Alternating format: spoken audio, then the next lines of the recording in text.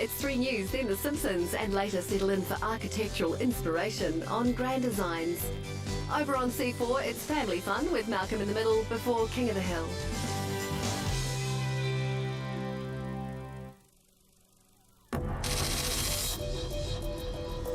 Tonight on 3 News, rumblings of discontent at the Māori Party Hui over their alliance with National. So who benefits as power companies brutally battle to get users to switch over? We've produced the world's best, but now our mountaineers are being labelled soft.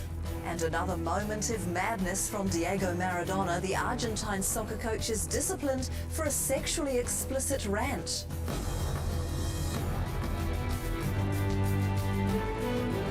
This is 3 News with Carolyn Robinson and Alistair Wilkinson. Kia ora, good evening. Māori Party co-leader Tariana Turia has spoken out for the first time about the government's handling of the race for the broadcast rights to the Rugby World Cup. Turia has told 3 News she was disappointed with the actions of National Party ministers who tried to hijack a bid by Māori television. She made the comments at her party's annual conference in Auckland. Scott Campbell was there and he joins us now live. Scott. As well as the conference behind me is just starting to wrap up, and there have been some strong discussions, among them the Rugby World Cup, and while many are trying to be diplomatic, there is an underlying feeling that they've been shafted by the National Party. They're putting on a brave face despite a week that the Māori Party would like to forget. An ugly bidding war with Ally National over TV rights almost erupted and had Peter Sharples squaring off against several of his ministerial mates, and that's left Tariana Turia unimpressed with the government. I think I was disappointed that the whole way in which the issue was handled didn't appear to me to be inclusive. At least 3 national ministers were involved in backroom deals attempting to topple a bid by Māori TV for the rights to the Rugby World Cup. Turia believes all need a lesson in working together, including Sharples. I have suggested that we all need to look at the processes that we used and ensure that it doesn't happen again. Despite the stouse, Turia says things are still cosy and has described the relationship as respectful. And the relationship is strong, so we can have really hard discussions. And there have been some strong discussions inside the Māori Party itself, with some members threatening to walk away because the party's decided to support National's emissions trading scheme that critics say will see major polluters escape penalties. They think we're selling out. One of the comments made at one of our meetings was, why would we be going for insulating houses? What a payoff that is. You know, that's not real. This is a big issue. Greensill, a former party candidate, says it's done a U-turn on commitments made before the last election. We have to play the balancing act, and basically forestry, fishing and farming are the economic areas for Māoridom. So that's where we went. And that's where Turia wants to stay. She's committed to fighting in Parliament and in her own party for at least another 5 years. Alistair, Tariana Turia says she wants to be around as the co-leader at the next election, and then going on from there, she quite likes being in a minister's role. She likes to be able to get things done, and she said today that she really likes working with John Key, a man who she has a lot of respect for. Now, today has been a stock take about looking forward for the Māori Party. You can expect some announcements in the short future around the Foreshore and Seabed Act, and that will be repealed, we understand, by the government soon, and also around the Māori flag that will fly on Waitangi Day. That's expected to be the Tino Rangatiratanga flag, the Māori flag that the Māori Party pushed quite strongly. Scott, thank you. Prison guards, MPs and members of the public gathered in Auckland today to protest moves toward privately run prisons. Stop the Sell-Off campaign has braved the rain to object to the government bill which would allow prisons to be privately managed. A spokesperson for the campaign says the bill goes against the government's pre-election promise of not selling off state assets. They say it would send money that could be pumped into our economy to overseas companies and shareholders. Electricity consumers are being urged to flex their muscles and demand better deals as power companies battle for new customers. A report obtained by 3 News describes competition as at its most brutal in years, with tens of thousands switching companies every month. Jane Luscombe reports. Craig McKinley is at the centre of a war between power companies to steal each other's customers. He's just switched from Mercury to Contact after a man knocked on his door with an offer he couldn't refuse.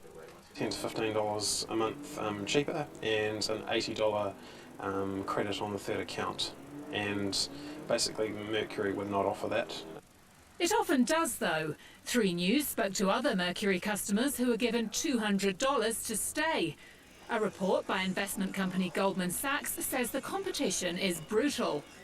There's been a 38% increase in people switching companies since last October, from just over 15,000 a month to nearly 25,000. And the fight for new customers is vicious. Some power companies resorting to door knocking, text messaging and other strategies.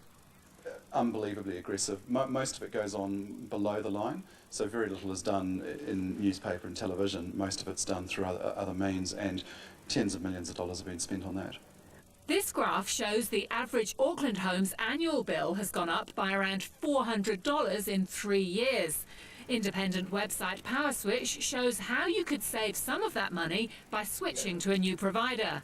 For most people, there's probably savings of around $100 to $200 a year, and in some instances the savings might be a whole lot more significant than that.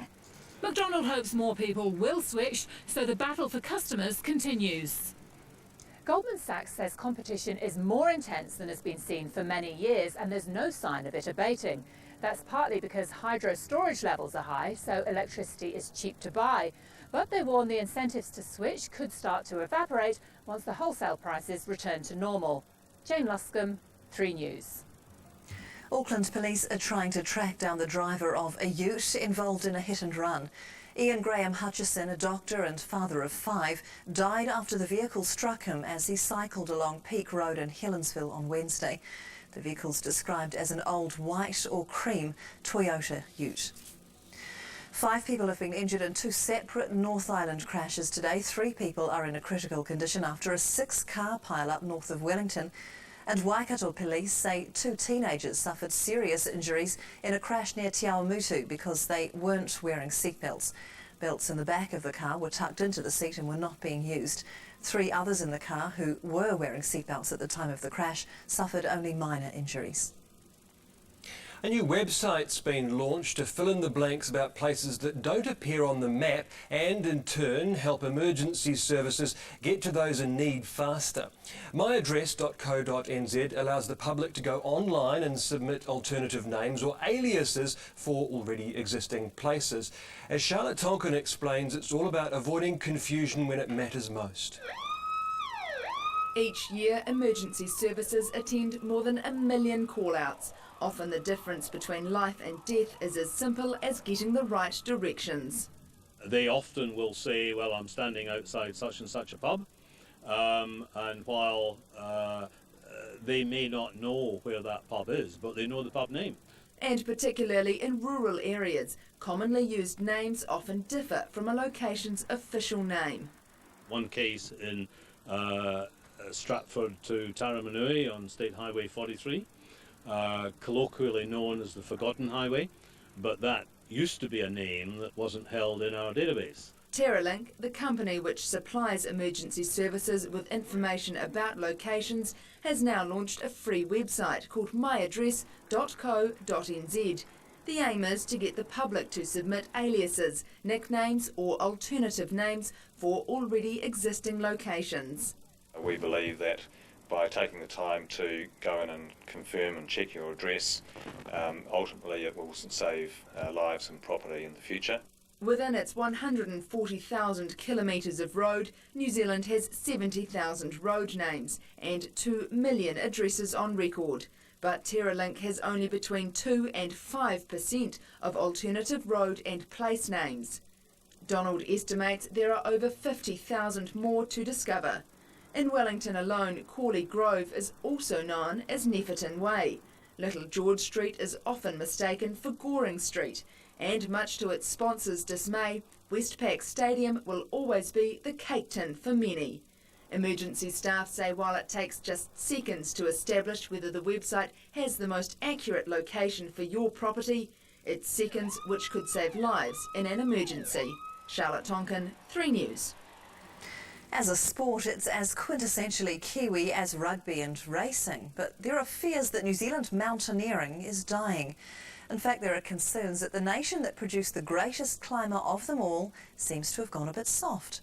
Lachlan Forsyth has more. Sir Ed, undoubtedly the greatest and just one of a multitude of notable Kiwi mountaineers. Climbers like Rob Hall, Gary Ball and Graham Dingle continued that tradition. But the New Zealand Alpine Club, which represents more than 3,000 climbers, says mountaineering is on a slippery slope. It's too hard. Yeah, it's hard work. Yeah, I think we're becoming soft. With easier, safer options like tramping and the advent of sports such as rock climbing, fewer local climbers are tackling the tougher peaks. We don't go climbing, or we don't indulge in recreational activities unless we can come home, have a latte, have a glass of wine with dinner, update your Facebook page. The thing we've forgotten about doing the hard work is that it brings huge benefits. And that's having a huge impact on our reputation. The perception of New Zealand as an international level climbing nation just almost doesn't exist anymore. 10, 20 years ago, we were considered one of the great mountaineering nations. These days, well, we don't really rate. Too often, mountaineering hits the headlines for the wrong reasons, and there's no denying the sport is inherently risky. Yeah, it is. It is. But I think if you go through a program where you start small and that you slowly build up your experience levels, you can manage that risk. And those involved say it's perfect for people looking to push the envelope. There's life beyond the suburbs, so to speak. You know, they're looking for adventures, they're looking for something else in their lives. And mountaineering provides that perfectly. You just feel alive, you get a wonderful sense of enjoyment, you feel exhilarated when you've climbed something that's been challenging. The glory days may be long gone, but hope remains that this great Kiwi pastime can still be revived. Lachlan Forsyth, 3 News. In the news ahead, the Dutch politician who's upset British Muslims. They're angry over what he had to say about their religion. And how 2 men are helping a third world nation by recycling discarded soap from hotel rooms.